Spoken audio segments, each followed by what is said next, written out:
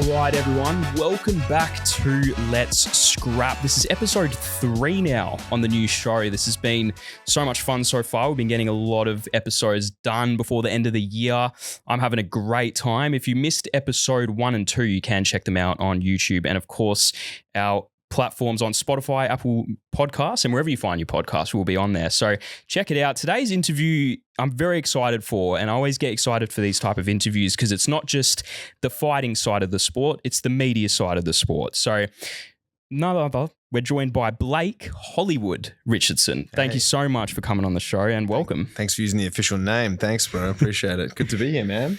Of course, we interviewed, I was telling you before off camera that I interviewed Mitch Tinley for episode 1. And I really enjoyed that insight of, kind of getting to know that media side of MMA. And, that's why I'm so excited for this one. Mm-hmm. So we start every interview very in the same way and just getting a little bit of your backstory and, growing up. I understand you grew up in Perth. Is that correct? Yeah, I'm a Perth boy, man. So how'd you find it kind of growing up here? Do you like it here? Did you move around a little bit or were you just always sticking around in Perth? We've gone back to the origin story. Yes. Straight to the beginning. That's right. Man. Perth born and raised. Lived here my whole life.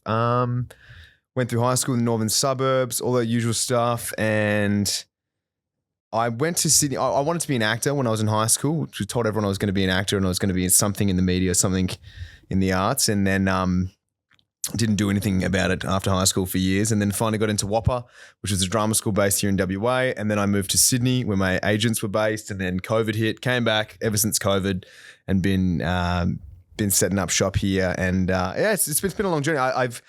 I love anything in the arts. I love acting, still pursue it, still do it. Stand-up comedy, and then just had a passion as a fight fan for MMA. And then the opportunity arose. I was training at a scrappy MMA and met the great man, Ben Vickers. And then the opportunity came up to MC for Eternal MMA. And he said, "You talk shit.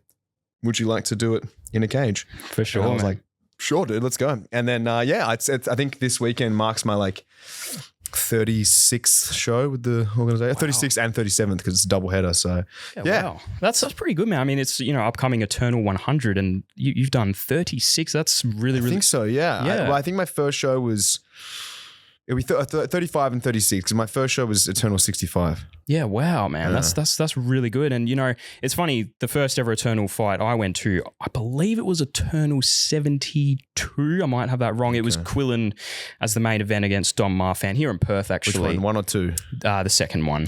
Yeah, right before Quillen made the UFC. That was the first one I ever went to. Yeah. And I was like, you're great at what you do. Honestly, I know not all fight fans really, maybe pick up on that. But, you talk about the big names like Bruce Buffer and all that. I was sitting cage side, which was sick. It was the first ever fight I've ever been to live, actually. Wow. And I was like, oh, man, he's good at announcing. It was sick. Oh, thanks, bro. Appreciate it. Especially when you announced Quillen. I followed him quite closely. So it was really good. And, obviously, it's not just MC that you're in. You're very into other things, entertaining, acting, stand-up comedy. I want to ask you, what actually sparked the passion for that whole, career path, I guess? Because I know, for me with podcasting, I've kind of always been into media, so I kind of just followed that path throughout, and even after school. Was that you kind of the same? From the get-go, you're like, I want to be an actor, I want to do this. My dad didn't give me anywhere near as many hugs as he should have, and I was like, time to become famous, and then everyone will love me and I'll feel good. I have no idea, bro. I have no idea. I think it was... I think part of it's innate, you know what I mean? Ever since when I was a kid, I would just always, I think most kids, I would boys especially, I would act out in my room by myself, with little toy guns, doing movie scenes, pretending I was in movies. And I just loved movies and shows and loved telling stories, make people laugh, all those kinds of things. And I don't know, man, I think I came to acting and all things arts in a not very healthy way. I remember early on as a teenager, just really wanting to be famous and really wanting girls to notice me and all that kind of shit. You know what I mean? Just all the result side of things. And then I was just very fortunate that in the pursuit of, I guess, that result, I really started to like the process of this. I better have a look at what this acting is actually really all about. And I'm like, oh, this is actually sick. This is actually I really enjoy this, which I think ultimately is the reason I do it today. Because otherwise, if you want to feel important and famous and feel like you're a big shot, pursuing acting and stand-up comedy is not the way. That's the fastest way to feel like a fucking loser when you're like 28 and, you know, a barista and everyone else is buying houses and shit. And you're like, I did an audition today as for a black Chinese woman. I don't know if I'm going to get it, but, you know, my agent says I got a good chance. But I just love the process. I love performing. I've always loved the arts. And I always just had I was just always shit at all the conventional templates for what men should do in Australia. You know, get a trade. I was like, I don't like my hands feeling dirty, you know, and like play footy. I'm like, I'm really uncoordinated. I don't know how to do that. And surf. And I'm like, I sink. I'm not good at, you know, all the basic shit. So I guess that maybe I just, it was whatever was left over. I was kind of performing and talking shit and going through those. So I think it was a little bit of that, man. A little bit of insecurity mixed with good luck of just being like, I actually like this stuff. Yeah, for sure. I know it's interesting in Australia, especially. There's like, it's funny you mentioned the trade because like there's such a big stereotype here. It's like as soon as you finish school, it's like either uni or trade. Right. Especially that's how I felt when I finished school. Oh, totally. Yeah. And I didn't go to uni. I didn't do trade or anything like that. I was just like straight. Look at us now, brother. It's sitting in a podcast room. It's sick, man. Like, you know, like you go out there, you put yourself out there and you chase your goals. And that's what life is about, really doing something that you enjoy, which is obviously what you're doing. Now, of course, the media has obviously combined with your passion for MMA in emceeing and even having a fight in MMA. Like you mentioned it briefly at the start, but what actually got you into MMA? Like what kind of, you know, what was it about the sport that you were like, I want to actually do that and be into what's going on there? Yeah, well, I mean, look, I was just a casual. I mean, I was just a casual. I just liked UFC and, you know, knew of Conor McGregor, all the basics, you know. And I didn't follow the sport. It wasn't until probably COVID. I moved to Sydney. I came back to Perth, and I just was looking for something to do. And I'd befriended my close friend Jack Becker, who fights in the Australian MMA scene, and I'd met him through weirdly. I was working at Lululemon. So if you want to know how my life was going at one point, I was working at Lululemon and he was just like a local. Lululemon would like reach out to local people in the communities that in sport and stuff. And he was like an MMA guy. And we just kind of hit it off, became friends. And then at one point he just said, oh man, you should come down to this jiu-jitsu gym at Costa Academy under Rod Costa, because he was like his longtime friend and jiu-jitsu coach. And I was like, oh, I'll give it a go. And it started coming down in like COVID times, like 2021. And it just became my new thing. I was like, oh, I just really want to do this, you know, and get good at it. And I think I'd always been a very scared kid. Like all through high school, didn't know how to fight. And, you know, the funny guy was just trying to talk his way out of shit and just, you know, usual stuff. And I just wanted to know if I actually could. And then it started with just with jiu-jitsu. I was like, I'm just going to grapple and I'm just going to learn jiu-jitsu. And then I had a couple of comps, and I just always had this idea of like, man, it would be so sick to have a fight. Like my friends fight. I started seeing Rod have fights. And I just, you know, I was like, I just really want to do this, and luckily I was lucky enough that Ben Vickers was kind enough to let me train at Scrappy MMA because I was friends with Jack and Rod. I kind of had an in, and I just got to go straight into train with the pros. I mean, I was fucking terrible, but I was just a body, and they would, you know, keep me safe and take care of me. And getting to train with like, you know, Jack Della and Candiata and Ryan Gray, all those guys. It was a privilege, man. So I started to do that, and I just felt like a shame. Like I was training enough that I was like, I might as well have a fight. Like I'm training alongside Jack Della and Becker and all these guys. Like that'd be ridiculous if I didn't have a fight. Yeah. So I just kind of bullshitted my way into it. And then to be honest, looking back on it, I'm like, that was crazy that why would you do? You were not ready. You were so bad. I can't believe I got in there. I was like, you got the win though. I got the win, and it's like, I'm not trying to be falsely modest, but it's like, I got the win in the only way that dude could. I didn't win that fight. That guy lost that fight. I mean, I hate to say it to him. Yeah, he lost that. It was his fight to lose because he was beating the shit out of me. But look, I have like everyone has a couple of moves up their sleeve. I have a really good guillotine for where I'm at. And yeah, I was just hunting it the whole fight, and then eventually I got it, and he fucked up.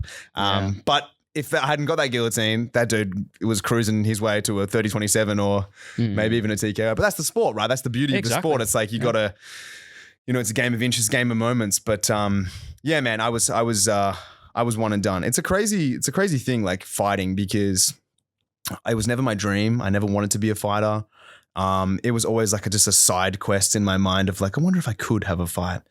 And when I got in there, you know, I really felt the difference of like, okay, I'm, I guess, brave enough to have a fight, but this dude wants to fight. Yeah. You know what I mean?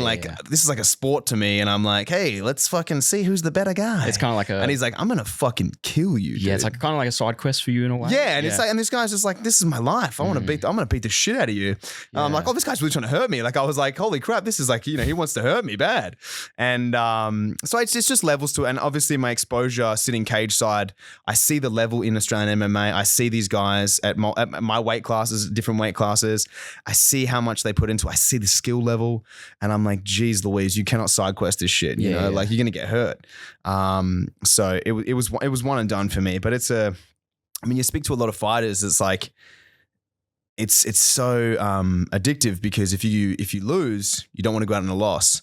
But if you win, you want to get that feeling again. Yeah. So there's never a point where you want to walk away. Yeah, it's interesting. That's probably why you see so many fighters, like once they get to, I don't know, around that 33, 34 age in the UFC, and they say, hey, maybe I've only got a couple fights left. They keep winning, and then they just keep going. One more, baby. Yeah, it's like you want to get that feeling. So do you don't plan on having any other fights? Or no, not at all. I mean, look, there was a point of time where, I had that fight, and, full disclosure, like I had that fight, I won. And I cried. Like I cried after. I was so emotional. I was so embarrassed, bro. I was so embarrassed at my performance, at how my striking, I felt was just really awful. Because I'd never had a fight before, and like when it came to it, it was sort of, the way I would describe it was, it's like you're just in complete autopilot. I was just like watching myself do stuff. I wasn't thinking anything. You just go to like, and I've spoken to a lot of fighters about this since, and it's like that happens in your first few fights. Yeah. Is it's like you don't really get to make any decisions in there until you've had a few fights and you get used to it, and you start to calm down quicker and make decisions, and you're more in control. But as soon as the fight started, he came at me hard, and I got hit with a big shot within the first 10 seconds. So I just went, from that point on, I was just in pure autopilot. So it was just, I'd never experienced that before, and that kind of consciousness, I guess, where I'm there, but I'm not really there. Yeah, I'm just kind of watching myself do shit, and it was emotional. It's just like the most heightened state I'd ever been in was having a fight, and especially in front of all these people and everything like that. And I was like, I want to do this again, and I want to be better, and I want to improve upon that, and I want to see if I can, display better striking that I know I can do, and then. I do all these other things, and I just wasn't training full time. And I fought at lightweight at 70, and then this opportunity for a movie came up, and I trained for it, and I put on a lot of muscle, and I walk around now at 87 kilos. Yeah, wow. So I'm like, what am I going to do? Fight Jack Della? Like, what am I going to fight at welterweight? These guys are fucking monsters. I don't want to do that. Yeah. So it's, I to be honest, I'm just not willing to put the work in to fight, even at the amateur level. And it's like the sport is at a level now where it's hard, man. You got to work. You can't just fuck around. You can't just be like, I'll do a bit of this, I'll do a bit of that, I'll do a bit of that. It's like you got to kind of be all in, Yeah, for sure. That's right. You do have to be all in, and there's no messing around or anything. What was the key things you learned from fight camp? Because the fight is one thing, but leading up to a fight is a whole nother thing. Right. I imagine it just would have been extremely hard. Obviously you've trained before, but actually in a camp is a different experience, I imagine. Is there any key things you kind of took away from that and learnt? Because I was kind of just training. I'd never had a camp before. I was just training, and I think when you're newer, you're just training at 100, especially the room that I was in. I was training at 100% all the time. I didn't have the skill set to cruise with these guys, and and no one's trying to hurt me, but it's like, I'm shit. Like, I have to try my fucking best in grappling. And it's like, it takes two to tango. So I can't just be like, I'm going to work on the outside and just pip you up with my jab and move around. I'm like, you're better than me. I don't know what I'm doing. So training was always hard. The camp was no different. I just had to make weight for me. And if anything, it's like, you got to kind of like, there's this thing that goes on in camp where it's like, what's the focus? Where are you at skill wise? Because we're not going to be able to teach you all these new skills in a camp. We're just going to have to hone a couple of, especially when you're newer, we're just going to have to hone a couple of things that you do well, focus on that, and then you're going to have a fight, and if it happens to be that you get in there and it's like that he's just way better than you and that's where your skills are at, well, then that's the fight game, and it's like, we'll go away then and we'll work on skills. So it was just kind of that. I was like, work on the skills that we already had, hone a few things, make weight. But in terms of the mental side of things, not so much the physical side of things, as the fight got closer and closer, it just got just like weirdly emotional, man. Like you just start to get in your head a lot and think about things. And the biggest thing that I learned from the fight camp and the fight itself, just before the fight itself, was that you're never like human beings crave certainty. We crave we just want to know what's going to happen to us. Yeah. And I would, when someone like tells you a riddle and you try and guess a couple of times and then you get this kind of like discomfort. You're like, oh, what is it? What is it? Yeah, you really want to know. Well, I'm sick of this shit. What is it? Imagine that feeling, but times a million. Yeah, wow. It's like when you want to have a fight, because I remember just thinking to myself, you just want to know what's going to happen. You don't know, it's a fight. So you just be like, you start to make stories up. So you'll be like, I'm a better grappler than him, I think. Cause I'm like a blue belt. I train under Rod Costa. I'm pretty good. This guy's a white belt. I think I'm a better grappler than him. Right. And then you ask your teammates, like, have you've grappled with him? Like, what's he like? He's like, oh, he's good. He's strong. And I'm like, oh, he's strong. You stronger than me? Yeah, like, you start overthinking. You start to overthink things because you want to just know where you stand, and what was so great was that I had teammates who were, they'd fought for a long time. They could recognize what this was. And they were like, hey man, if he punches you in the face more than you punch him in the face, he's the better striker. If you take him down and control him and submit, you're the better grappler. Like it's all what happens on the day. Yeah. There's none of these stories, So just like, all we know is you're going to have a fight. And it was like, fuck. And then especially, warming up backstage, I just like would turn, like, cause my mate's there and I'm like, am I going to be all right? You know what I mean? You just want to know like what's going to fucking happen. Yeah. And they're just like, I don't know, dude. That's what the fight's like. And you're just like, holy shit, this is crazy, dude. And I think obviously over time, each fighter individually learns how to deal with that beforehand, and the more fights they have, the more times they can recognize that feeling. Oh, I think this is what's happening, and it's okay. It's just part of the process. But having it for the first time, and also not being a guy who is a fighter in his heart, is just like I'm a funny boy, who likes to talk on camera, and now I'm like backstage warming up, watching the guy I'm about to fight hit pads. He's like the pads owe him money, just like, bah, bah, bah, bah, bah. And I'm like, Jesus Christ, is he going to do that to me? Yeah. It was a crazy experience, but I think I just have so much more of an appreciation and an understanding. And it's a skill that I try and sit with. It's like, sometimes it's a skill just to not need to know what's going to happen. Just go for it. Yeah. Just do it. And we're going to figure out what happens. I think people just are so like, you need to know what's going to happen, especially Australians. Yeah, for sure. No, that's a very interesting way to put it. I've never actually really thought about fighting or stepping in the cage like that is, I guess, that uncertainty. Like as fans, we think it like whenever we're watching a fight, but the fighters are also feeling it, which is like, the fighters are thinking about everything. And like I would have, I don't think he'd mind me sharing this. Like Jack Becker gave me an insight one time where he was like, okay, so if you keep thinking about this thing that's going to happen in the fight, like let's just say you've watched footage on the guy and like Cody Haddon's fighting Malcolm Wellmaker, right? Malcolm Wellmaker has knocked out his last two opponents with the same shot. Yeah. That stepping right hook, right? He's done it twice. So I don't know Cody, I haven't spoken to him, but if Cody was thinking about that shot a lot, because this dude's just slapped two people with it, he's like, okay, that's a weapon I got to think about. You know what I mean? And maybe he's fucking having, we all have dark thoughts when we're tired and whatever. And maybe he's thinking about, what if he fucking catches me with that shot or whatever he's got, So Becker would say, is like, if you keep having this same thing like, playing in your head over and over again of like, oh, he's got that really good switch kick. I got to watch out for that switch kick or whatever. Rather than just trying to ignore, because it won't happen. It's fine. It's all good.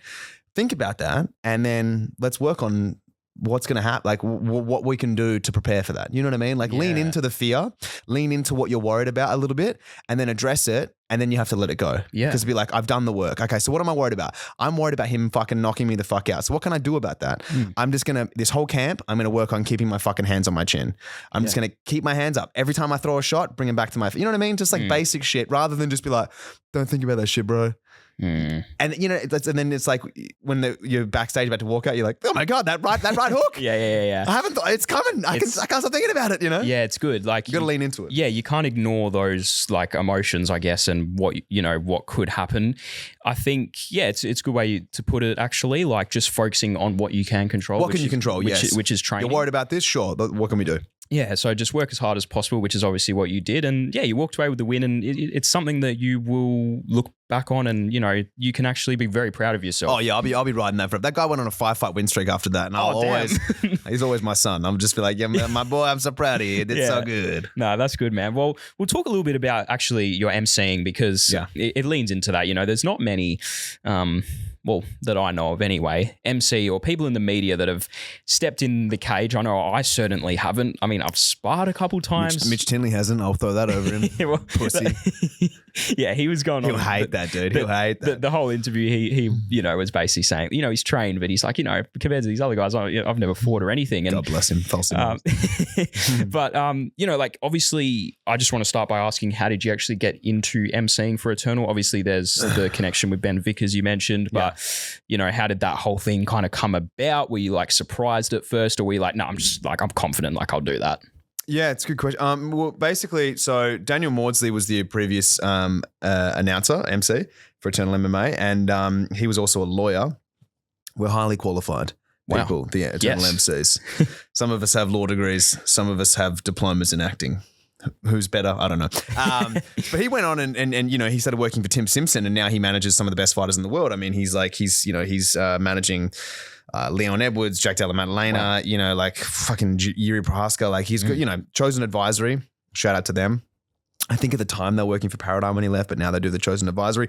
So Daniel sort of became Tim Simpson's right-hand man, and went off to use his law degree and stay in the world of MMA. And then the job opportunity came up. Ben, just on a whim, it was Eternal 65, Dimps versus Josh Kuhn. And I think it was the week of, or something. He's like, hey, do you want to have a trial or something like that for this Eternal MC job? And I was like, oh yeah, sure. And then he's like, all right, cool. We'll just see how you go. I'm just going to get you to announce Jack Della versus Jack Becker in like the cage at the gym. And I'm like, well, I don't know. I need to prepare. Like, what do I say? And he's like, I don't know, just do it. And I'm like, oh my God, this is terrible. And there's footage of it somewhere. It's so awful. But it's me just making up on the spot. I pretty much just ripped off Bruce Buffer and just tried to do Jack Della versus Jack Becker. And he filmed it and sent it to Cam. And Cam was like, yeah, sure, give him a go. Yeah. So they flew me out that weekend. I had no real idea how to do it. I just watched old footage of Daniel Maudsley doing it. They spoon fed me some like information, but I kind of had to make it my own, and I have like my own rhythms, my own way of doing it. And I just kind of got thrown into the deep end. And I remember before I actually went to do my first show, like I was fucking super nervous because it was my first time ever doing a live broadcast. Yeah, right. Like in stand-up comedy, if you fuck up, you can kind of riff off it and be like, I'm an idiot. And then you're more in control. It's a show. Acting, it's like cut, we'll go again. Yeah. And I don't really do much theater, which is like, you can't do it over.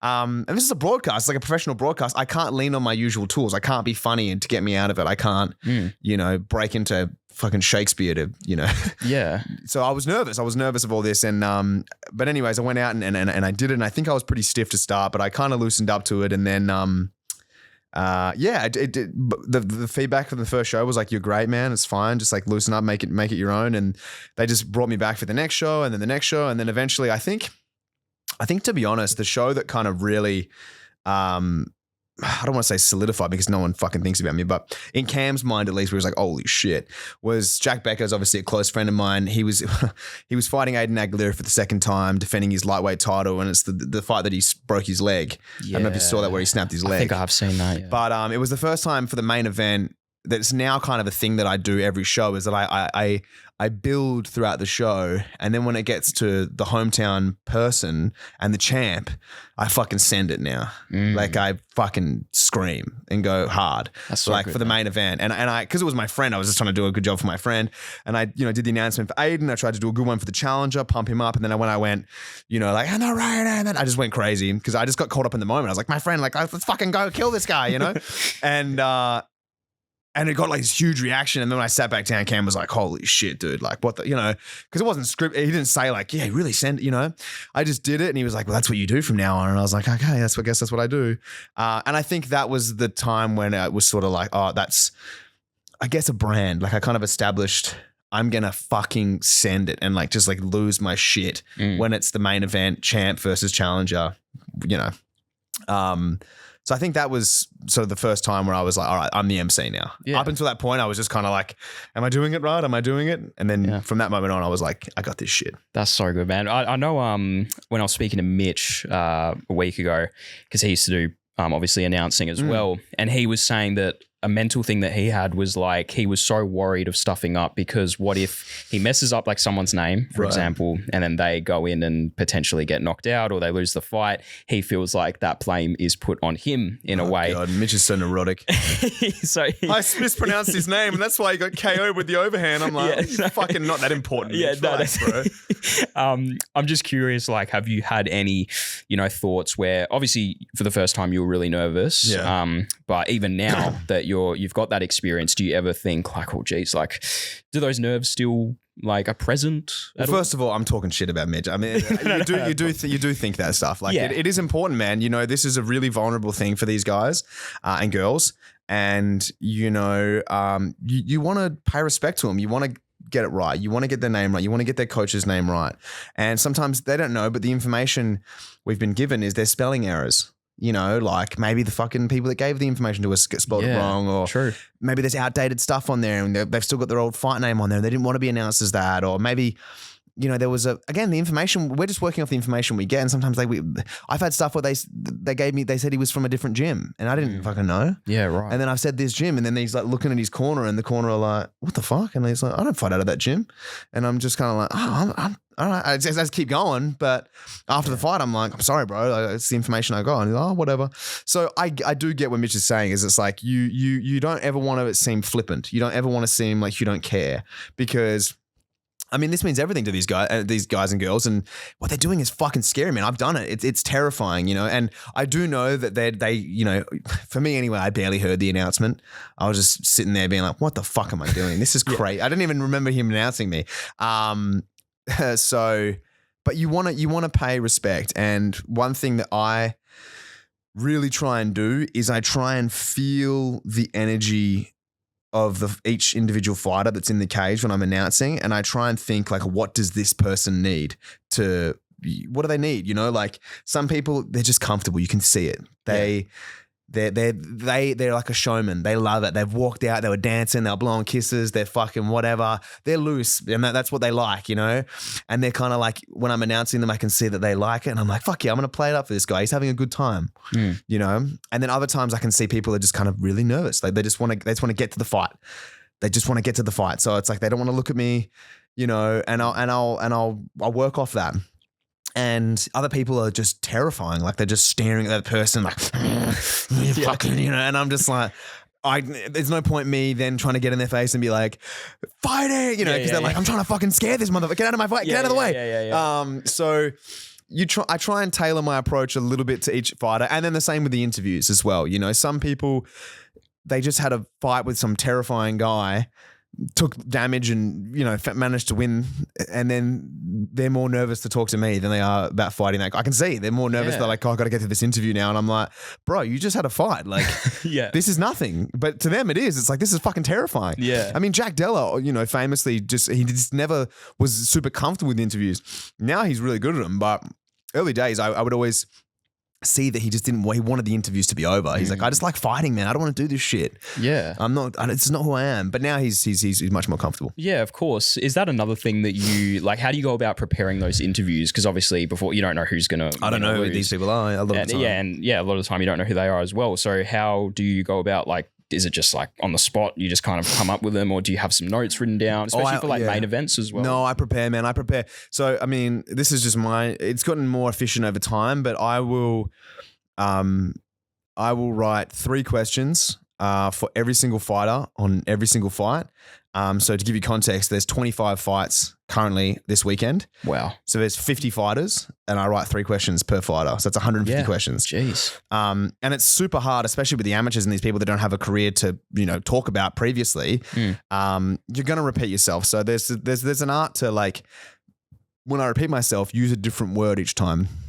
So I'm like, rather than say like anyone to thank, I'll just say like, is there anyone that you'd like to shout out who's helped you get here today? Or is it like, I'm like, I know you got your brother in your corner.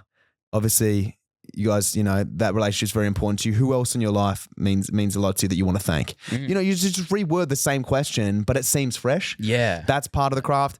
But Yeah, man. I do a lot of prep, and it all depends on the fighter information that I get from the fighters. If they give me good information, then I'm going to tailor the questions to them and have a more dynamic interview. If they give me fucking nothing, which most fighters do, they just give you absolutely bare bones nothing, then I'm going to do my best, but you've given me nothing. Yeah. And I leave room to watch the fight. Like, there's no point. I've over prepared in the past where I've got these 3 questions for each fighter. I'm like, these fucking questions are sick.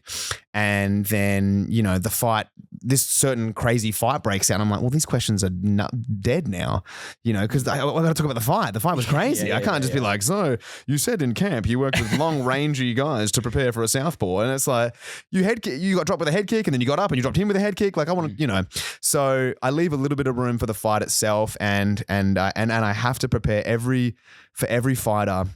Because, full disclosure, I won't say who, but I have previously not written questions for fighters because I'm like, this motherfucker's going to get killed. Yeah, right. There's no chance this guy wins this fight. And sure enough, he won by KO or whatever. And I'm like, that's what I get. And I'm just in the moment having to, make up the interview on the spot because I was like, I thought you were going to die. Yeah, right. How did you win? That's crazy. And it's like, hey, it's a fight. So it's humbling in that sense, Yeah, for sure. And are there any guys that I'm sure obviously there would be heaps, but guys that you've announced that are now in the UFC and, who are some of those names that you look at now, like you're like, wow, like they're like doing their thing in the UFC and I used to announce them. I don't think that particular thought of like, wow, I was across from that guy and now he's in a higher status. I more think like I'm happy for anyone who is having a shot at their dreams and doing something hard and is getting the opportunities, for that hard work. I think that's incredible. I think that a lot of people try really hard and they don't get those opportunities. And especially in the sport of MMA, it's a fucking brutal sport, bro. It's a game of numbers and it's a game of timing. You can be in the UFC like Quillen, with under 7 fights, but it's the way you win and it's the timing of your career. Whereas there are guys who are like, they missed the bus a couple of times and then they got older and then they lost a fight when it was really important that they won that fight, but they fought a really tough dude. And then now they're like 36 and they're like 15-2 and they should be in the UFC and they were incredible, but now they're old. And it's like, there's just so many things that, it's not just always the best fighters make it to the UFC. Yeah, no, definitely. There is a lot of timing to it. So when I see someone like Cody, like Jack, like Steve Erceg, like Quillen, I'm just fucking stoked for him, man. Jack Jenkins as well. I'm stoked. Jack Jenkins fought my friend Rod, and they had a crazy. He was a one-sided fight really for Jack, and they were like kind of bitter fucking rivals, so to speak, talking a lot of shit. But I'm so happy to see Jack do what he does, and I just don't think.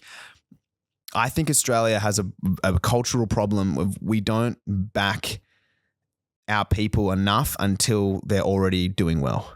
I think we're very slow to support someone on the rise. I think we got this fucking gross ass culture of like, nah, why would they do that? No, I'm not sure about that. And then once they're killing it, they're like, yeah, that's our boy. Yeah. That's our boy up there, and it's just like, you guys are fucking pussies. And it's just like, it's because we're a culture that, we're a small country. We only have 30 million or whatever it is. And we just don't celebrate ambition. We like to say we love people having a crack, but we don't. Man, we don't. It's like we like to back a winning horse. We like when someone's winning.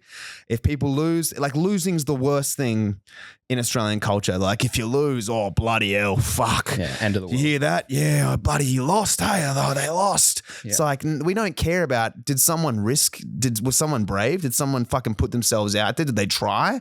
And I would like to see more of that back because I think that we do innately have that in us as a culture. But I just want to see more of it, man. So I'm super stoked when I see people that I've announced that are going on and having great opportunities. But when I see people who aren't having opportunities and are losing fights and are and still coming back and fighting again, I admire those people even more, man. Yeah. It's fucking crazy to step into that cage, especially when you're fighting the best of the best and you lose, and to come back, man, that's a special kind of person. It's special, bro. Yeah. I mean, well, you look at Jack Della, he started 0-2. And then look at him now. It's like, you can't, let losses like that affect you. Obviously, it's easier said than done, but yeah, I definitely agree with you. There's a lot of fight. I've even interviewed a couple fighters that have more losses than wins, and they just keep getting in there because they love the sport and they're not going to give up. So huge respect for people like that.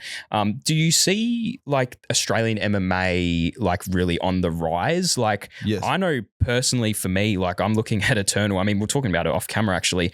It's the first organization in Australia to reach 100 events. Is that correct? That's correct. There's no other Australian-based MMA organization has made it to 100. Yeah. So how do you see, like, from when you started, announcing to now, like, do you think it's headed in a really good direction? Oh, yeah. Yeah. I mean, look, I can't speak to,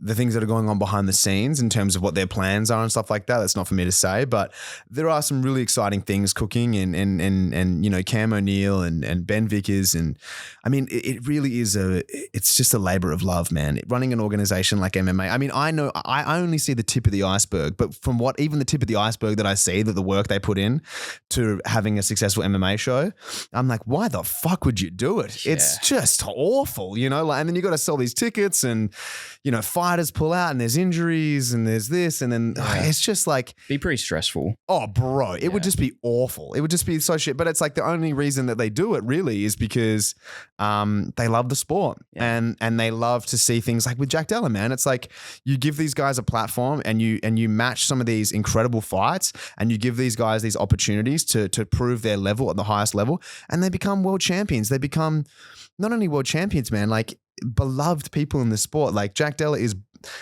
beloved in the sport. People are so excited now. They're like, they're just like, this guy's he's incredible. He's so beautiful to watch. Like, it's so cool to watch legends of the sport like Adesanya and stuff admiring Jack's. Like, they're like, I watched a clip today of like Adesanya watching Jack's highlights again, the Bilal fight. And he's like, ooh, look at that. He's like, I love that body shot. He's like, yeah, the way he did, yeah. He's just said, that's a legend, just admiring what a Perth boy does. And it's so cool. And that's, I'm not saying that's thanks to Eternal MMA, but certainly, the ability to get high level fights and let these guys move on and have big careers. They don't get enough praise. And it's a super, super difficult thing to do, man. There's a lot of exciting things coming. I think the way I look at it is eventually, I really would like to see Eternal kind of, if you look at, I don't know if you follow much basketball, but, you've got obviously NBA and then in Australia you've got NBL. Right. And I'm like thinking, how good would it be if like, one day it gets to the point where there's UFC and then Eternal is like the NBL of Australia in a way. Like everyone's getting paid, everyone's employed, like, and I think that would just be such a good like spot for the sport to be in. And I see it happening. I really do. I think. Yeah, man. Yeah. I look, all I can say is that the Eternal has a really good relationship with the UFC. And Sean Shelby and Hunter Campbell and all those guys. So like they definitely know of Eternal really well. I mean, like the people that are going on from Eternal into the UFC are doing really well. Yeah. Like Steve Erceg, Casey O'Neill, Jack Jenkins, Jack Della. These people that go on, they do well. They don't go in and bomb horrifically usually. So there's a close relationship. I don't know what that ends up looking like. I mean, look, at the end of the day, UFC still kind of has a monopoly on the sport. Yeah. They don't need anyone. Yeah, it's true. But they do. And they want the sport to continue to grow and stuff. But it's like no one is in a position to just be like, hey, I want this. The UFC kind of have to be like, would you like this? Yeah. and I hope so too, man. I really do. But I think that Eternal is establishing themselves as kind of like if you're a champion at Eternal, it means something. Yeah. It's you still got to fight and you still got to go on and do well in your contender series or whatever it is. But it carries a bit of weight. If you were a champ at Eternal, fuck, that's pretty good. Yeah. Not easy to do. There's some killers over there, and most of our divisions are fucking stacked now. Yeah. The level is very, very good. Some of the guys I've spoken to that fight on Eternal, they're just going on like, it's just even going to the amateurs, it's just insane how good these guys are getting. And yeah, it's ridiculous. It's so good to see, Australia on the map. Now, something I really wanted to speak to you about, kind of drifting away from MMA talk a little bit, is obviously your stand-up comedy and acting career. I always find this stuff interesting as well as MMA, talking about this stuff on the show. How did you get into that side of entertaining? And I guess, how much do you, because to be fair, like you're doing like quite a bit with, announcing for Eternal and stand-up comedy and then acting, and obviously you've recently landed some really good roles. So, how did you get into that side of it? And is there a particular like favorite that you have out of everything that you're doing, or do you just enjoy the whole lot of it? No, it's a great question, man. How I got into it, I wanted to be an actor since I was a kid, and acting's one of those things where people ask me how do I get into acting, you know what I mean? And I'm like, I don't even know how to tell them. Like, it's kind of like, how do not to compare, but it's like, how do I become a fighter? It's like, I don't know, man. Like, you just got to start training, and then you're going to have a fight, and you just got to like kind of figure it out as you go. There's no set path. There really isn't. It's not like, oh, easy, man. Go to uni, get this degree, and then that's, then you shop around, get a job, and you work your way out. There's no set path. It's chaos. Yeah. There's no ladder. There's just like, so acting's been something I've just kind of grinded at. Like when I look back at it, I love acting so much, screen acting specifically, that I never really saw it as work, all the things that I had to do, like getting headshots, going to drama school. Like it just was like, what do I need to do? And I've had my agent since 2018, and anything that we talk about, we're like, oh, well, should we go to LA and try these? Like, yeah, whatever. I'm like, easy, do it. But anything else in life, it's like, you should probably do this. I'm like, oh my fucking God. Like I drag my feet. So it really is just a passion thing. How I got into acting, it started for me when I got into WAPA. I got into the drama school here in WA. There's like a 3-year Bachelor of Acting course that we're pretty famous for. I didn't do that. I did the 1-year screen acting course because I had this delusion, and I was 23 at the time, and I was like, baby, I can't afford to take 3 years off. Hollywood's a calling. I'll give them 1 year and then I'm off, Yeah. And I did the 1 year, and look, I am grateful because it was what I needed. But then, so began the actual journey. I got an agent from that. I started auditioning, and you improve as you learn how to audition. And then I did trips to Sydney and I did trips to LA. You just practice and practice and practice. And then eventually, like, it's that fucking numbers game, man. Eventually your number's going to get called if you are actually getting better, if you're not just terrible, which I don't think I am. So that was kind of the acting side of things. Stand-up came purely out of frustration. I always wanted to do stand-up, but I was an actor. That's what I was doing. And then when COVID hit, acting shut down. Like I'd moved to Sydney in end of 2019, beginning of 2020. I was working in a bar. I was auditioning regularly. I was just like, this is awesome. Everything's going to happen. And then it just went away. Like the industry shut down, Hollywood especially. No auditions, no nothing. I moved back to Perth, and after 6 to 9 months, I was like, I need to fucking do something. Like, what am I going to do? Yeah. And stand-up was just this thing that you could just do. You know what I mean? Acting is really a job where someone needs to say, you get a turn now. Like, unless you make your own shit. But stand-up was like, I can just book in and go and do it. So I went and did it. I signed up for this beginners competition, and I ended up doing really, really well. And I came like second or something in the state. And from that, I just started getting booked by clubs, and they'll like, do 10 minutes here. And then same thing. It's just like a process. The more you do it, you get better at it. You write new shit. And now I just love it, man. It's something that it's just a passion for me. I don't really treat it like a career as I should. I just I think of some funny shit, and I message a comedy room, and I'm like, hey, can I get up and do 10 minutes tonight or whatever? Yeah. And have fun with it. And I have fun with it. Exactly. So out of all of that, each have their own thing that I love about it. Acting for me though, man, when I was on this film last year, this Netflix movie. Yeah, I was going to ask about that. Man, that's my fucking heaven. If I could live on set, I would. It's just, for me, it was just the best, dude. It was just like, it's just everything's problem solving. Like every job is like, you got to solve a problem. Like with this podcast, you got to figure out, all right, I got to get guests, and I got to market this thing, and I got to film it, and I got to clip it, and I got to figure out what the algorithm likes, and I got to market all this shit, right? But with acting, it's a problem that I love solving. Like you get words, you get your character, you get your scene, you learn what your character's kind of role within this film is.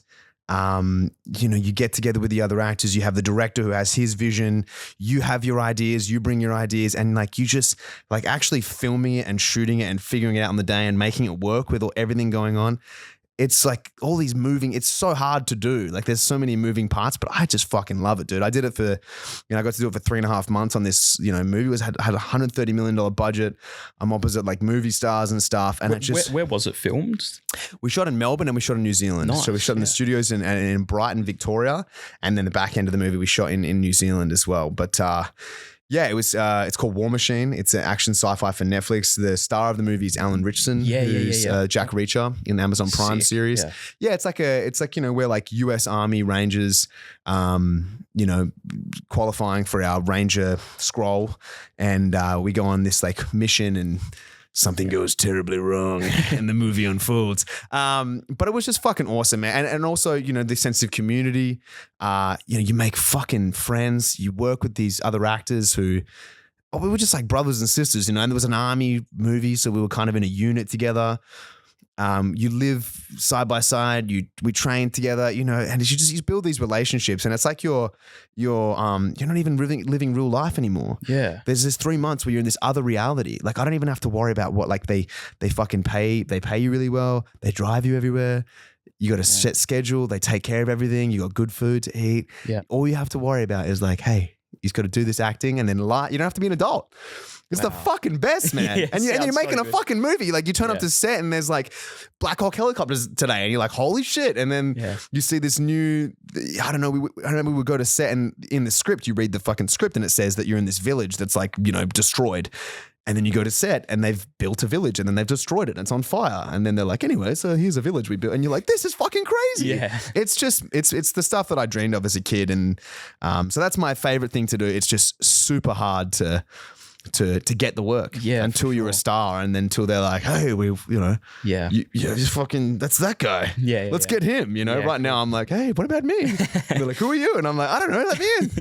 No, it's awesome, man. I've always been super interested in, like, I'm a big movie guy. Like I love like my movies and shows, and hell yeah. Even like in school, like I was really big on like the behind the scenes part, like script writing, producing, and obviously that's like kind of like my career now is producing, and I'm still really into movies, and I find that so interesting. Like hearing that stuff, like the acting side of it, being on set, that's awesome, man. It's like, and it's such a big step for you as well. Like it's a Netflix like project, so it's only up from here, which is it's awesome. It's awesome, man. It's a whole other rabbit hole to go down, but that's the crazy thing about the arts and stuff. People think that they go, and this is why it's so hard is, without going too crazy, this last 12 months, I finished the movie in December last year. Yep. We're almost in December this year.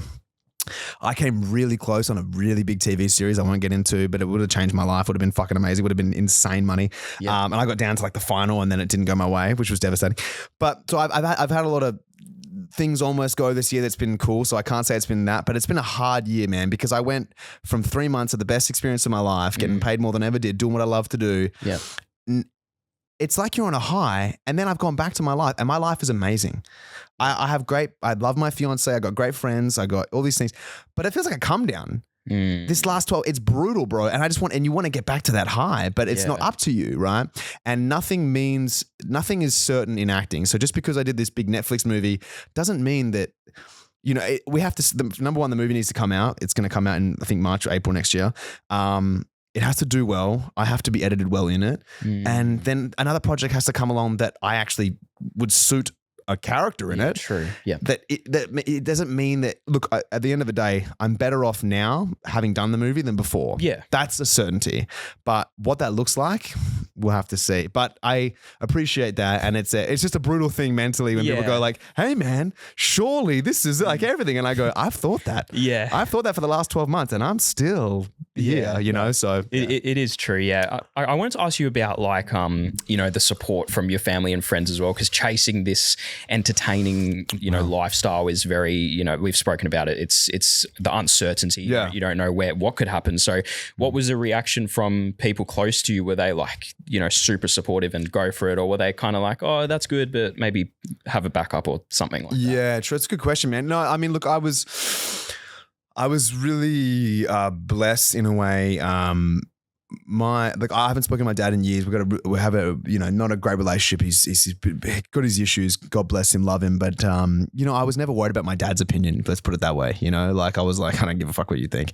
And my mum has always been an incredible mum. But she was just like, yeah, I just want you to be happy. I think my parents, they were. How do I word this? They were very openly not perfect. They had their issues, but I saw them as human beings and I loved them for that. But I was never worried about disappointing my parents. Whereas some families, it's like the parents are very well put together, they're very successful, and the kids are terrified of disappointing their parents. You know what I mean? And it's that pressure on them. I never had that. I love my parents. They're flawed, but I never had that coming from, I never got that placed on me. My fiance met me. We've been together for 6 years now. So she met me when I was like 25, 24, and I had stars in my eyes, just come back from LA, and I was like, I'm going to be get on board the rocket ship, baby. So she kind of knew what she was in for, So she's, she kind of gets it, and she's been along with me for the whole ride. And, we've shared a car when we had like $1,000 in both our accounts combined. And you know what I mean? Like she was happy a long time ago when we had nothing. So that's absolutely fine. To the point where actually when I was on the film, I brought her to set one day and it's like there's explosions going on. Me and Alan Richardson are fucking dragging this soldier across, whose legs are blown off and shit. Yeah. And I'm like, pretty cool, huh? And she's just like, whatever, babe, I don't care. You know what I mean? Like she was such a ride or die since the beginning. But the flip side of that was that she doesn't give a fuck. She just loves me for me, she loves me crying flaccid on the shower floor, like, oh, I'm a loser. But then on the Hollywood set, she didn't give a fuck, So it's kind of a yin yang. But no, I've always had really good support from her. My mum has always been super supportive, and I think for the most part, man, like my friends love me for me, but everyone's so concerned with their own shit, bro. You know what I mean? Not even in a bad way. They're just kind of like, if you're happy, they just assume you're doing good. They're just happy for you. No one gives a fuck except us. We're always in our heads being like, I bet people are judging me out there. I'm like, if they are, they're losers. Like, you got to focus on your own shit, Like, we're all trying to figure shit out. So I've never worried too much about that. Yeah, nice, man. Well, we'll just ask some future goals for you. You know, what is next for Blake Richardson? Obviously, you've got so much going on, and is there any projects you can maybe tease or anything that you want to try in the coming years and months? I'm going to be UFC champion. I'm training. I'm coming back. I'm announcing the return. No, man. I'm doing a lot of stand up. So, if anyone wants to follow me on Instagram, please do. And I'm, just always trying to do shows around town and write new stuff. That's something fun. I've got a potential. Nothing's confirmed. I can't speak on it yet, but there's a potential horror film that I might be doing. Very nice. Which it should be fun. It's ambitious. It's interesting. So that'll be a lot of very different movies than the last one I did. So that could be something, but that'll be a while away. And no, man, to be honest, at the moment, I'm just, me and my fiance want to have a baby soon. So just trying that. I mean, I'm 30 and I don't know, man. I mean, you might get how old are you? 20 years old. 20 years old? Jesus Christ, bro. I'm talking to my son. I'm talking to my child right now. That's pretty much what Mitch said. That's cool, man. It's been fascinating for me. Like over the last 6 months, I've just all of a sudden clicked into this. I want to have a baby now. Like, this is cool. So that's exciting for me, man. I've never been like that. I always knew that I wanted to have a kid, but I was always so focused on ambition, right? Yeah. And goals. So there's lots to be hopeful for. I don't know what it looks like in terms of acting, in terms of stand-up, in terms of things. I'm confident that I'm going to have a great career in the arts. I don't know what it's going to look like though. It might take a long time. But for now, the thing that excites me the most is just like, I just want to have a kid with my partner, and I just want to balance the simplicity of like being happy and having a good, simple life, just being a dude with his friends and family and partner. And then go out into the chaos and go have fun with the shit that you like to do, the comedy and the acting and the announcing and all that kind of stuff. But you got to have a bit of yin yang. So right now, I just want to get my lady pregnant and bring a healthy boy or girl into this world. Love that, man. Plenty to look forward to. Thank you so much for coming on the show, my man. And good luck for Eternal 100 and 101 this weekend. Thank you, dude. Thank you so much for having me, man. And yeah, look, congrats, by the way, on the show. I mean Thank that you so much. I mean that sincerely. I just think that, like I was saying before, we need more people having a go and trying things. And I did a podcast with a comedian friend of mine. We did 50 episodes. Wow. It was, which most don't make it to that. So I know how hard it is, and it's a lot of work. And look, man, you're shining a light on MMA in Australia. It's awesome. It's cool. So congrats on that. No matter where it goes, you gave it a go and you're not a pussy. Thank you so much. That means a lot, man. Like MMA's been I only really got into it in the last 2-3 years, really. Yeah, dope. And now, I'm doing a show on it and it's been unreal, man. So just going to keep going, see where it goes. And 50 episodes on your podcast. Hopefully that's something that this could turn into. Yeah, man. Oh, actually, can I plug one last thing? Yeah, of course. Go ahead. My business partner would kill me if I didn't do that. So we actually own, I've started a grappling soap company called Submission. Hey, Nice. little suds mission plan was submission.com.au. So it's an antibacterial, microbial body wash that just helps with against all the mat related skin infections, shit like that, just to help you keep training, keep you fresh. It's available online. We've just got a brand new version of it that's just dropped. So submission.com.au. If you train jiu-jitsu, MMA, wrestling, boxing, anything, or you just want to kick ass soap, check it out. It's all Australian made, everything like that. Give us a shout. I'll tell you what, I'm going to have to look into that because I got a very bad infection from jiu-jitsu and I nearly died. So, Yeah, dude, listen, it's a serious thing. I'm not just doing this as a plug, but so many people train and they spend heaps of money on their gear and their training and their membership and all this stuff, but then they fucking don't take care of their hygiene. And it's we have... this is an everyday preventative. You know what I mean? If you do happen to get an infection, don't just keep using the soap. Go get a fucking antibiotics and shit like that. But if you use this straight after training, we've got training ones that you can use right after the training and when you go home, everyday preventative. Look, I've been using it for since, and my business partner as well trains jiu-jitsu full time. So we swear by it, but it's a great alternative. If you want to go buy defense soap or something like that, good luck paying the US shipping and shit like that. There's not many antibacterial soaps out there for sure, and it's good on the skin. We've tested it. I rubbed it all over my cock and balls. It was fine. It didn't fall off. So yeah, very good. Submission, check it out. No, I love it, man. Well, thank you so much for the chat. Everyone listening, this will be, of course, on our main platform, YouTube, and you can listen to it on wherever you find your podcasts. And make sure you follow us on Instagram. And if you've missed the first 2 episodes with Mitch Tinley and episode 2 with Cam Rouston, you can go and listen to them. There was some really cool chats and some cool insights. And thank you guys for the support so far. It's been unreal. And we'll catch you in the next episode of Let's Scrap. Cheers.